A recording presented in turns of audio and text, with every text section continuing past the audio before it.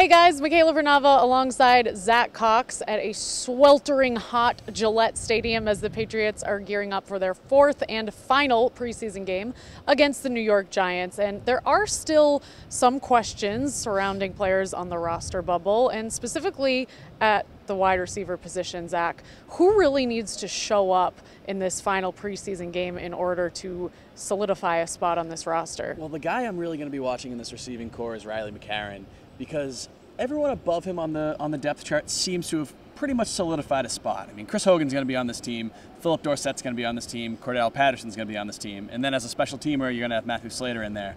Beyond that, there's an argument right now that the Patriots could just keep those four players at wide receiver, which is a little dangerous, obviously, because in case one of them gets injured, you're really kind of out of luck there. Riley McCarron is the closest to cracking into that group, but honestly, I haven't seen enough from him this preseason for him to kind of warrant a spot on this team. He did have some decent plays last week against the Panthers, but he also had a drop.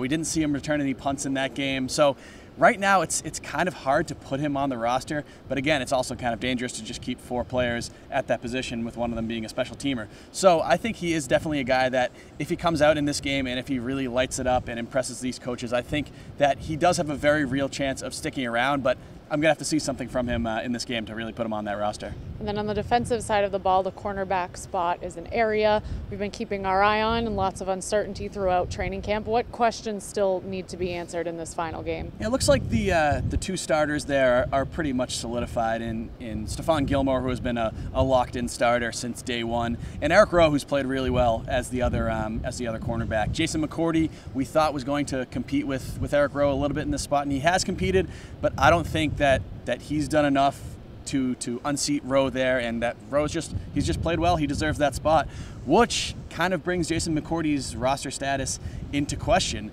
He's a veteran player. He's obviously very experienced, but he's not quite as versatile as some of the younger, less expensive players on this roster. The Patriots even tried moving him to safety last week to kind of increase his versatility, which is a position that he said he had never played in his life, even going back all the way to Pop Warner. So I think he's going to get a pretty large opportunity out here this week to solidify a roster spot.